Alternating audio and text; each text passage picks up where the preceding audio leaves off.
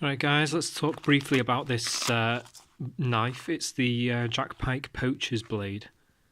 And I'm just going to briefly talk about why I don't particularly love it.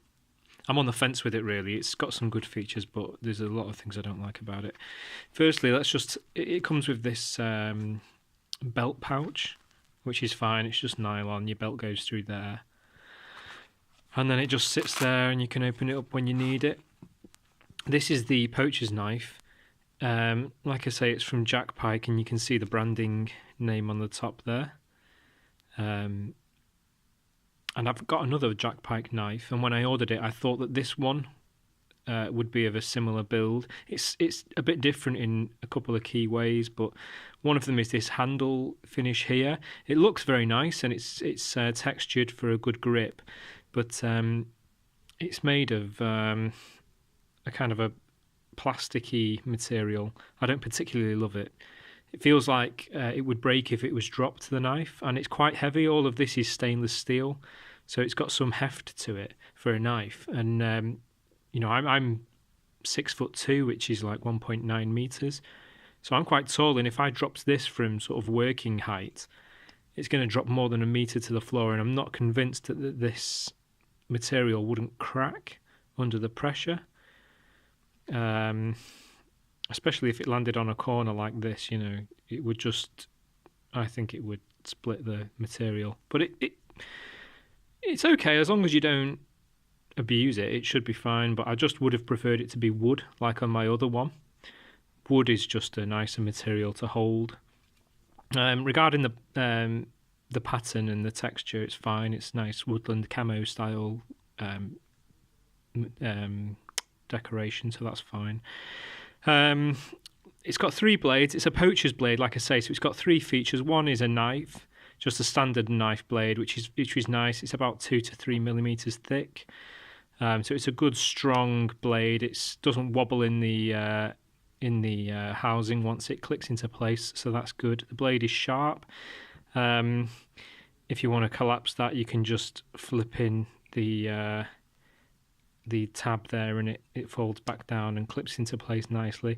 This gap here is a quick release or quick open tool, so you just tuck your thumb into that and you can push it open it all the way, no problem, and then down again. That's fine. It also has a quick open tab on the central tool, which is a hide gutting a gut knife, a gut blade, or a hide blade, I suppose you could call it. You can gut fish with it, or animals. And what it is, you get the hide of the animal underneath the lip of that tool, and then you run it along the animal's hide to create a nice seam. This is a bladed edge there, so it cuts through it nice and easily. And the last one is a saw. So it's just a small stainless steel saw, so I guess you could go through a branch this thick. I think that's probably about 3-inch blade, 2.5 inches maybe. So you could probably go through a 5-inch thick branch if you needed to. But as this is a poacher's blade, I actually think it's more specifically for bone and cartilage if you were cutting through hard material on an animal that you'd hunted. I don't particularly think the quick open tabs are useful on this central one because of where it is along the across the handle. It's hard to get your thumb into it, and it's quite a stiff mechanism compared to the blade and the saw, so you have to kind of help yourself out a bit there. It's not really useful as a quick open tool, but you can open it with it nonetheless. Let's just close that knife a second. Again, this is the saw side, but unless you're left-handed, I suppose, it's going to be difficult to quick open it with your right hand, and vice versa for the main blade. What else to say about it? Oh yeah, comfort. I wouldn't want to work a long time with the knife on this the knife tool, because the handle's been shaped nicely with this this taper here between your index finger and your middle finger.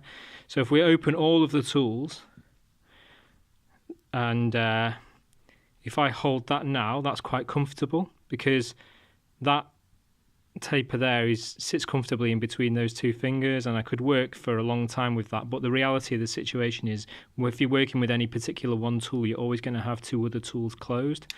So the reality is I'm going to be doing it like that, which renders this totally pointless, other than the fact that it's there for decoration, but it's just pointless otherwise. And unfortunately, holding that is quite uncomfortable. So it's fine for chopping small things, string, twigs, whatever, or cutting into animal hide. But you wouldn't want to be working for a prolonged period of time with it, because, if you had a firm grip, I mean, if I do that now, you can see the marks there. It's not particularly comfortable to hold for any prolonged period. So that's not particularly great. But overall, it's not too bad. I've had better knives, and I have got better knives, but I think if you were just walking around and you needed a blade for general use, this is fine. It's nothing amazing. I'm a bit disappointed about the handle quality. Feels cheap, but the metal and the tools don't feel cheap. They feel good quality. So that's about it.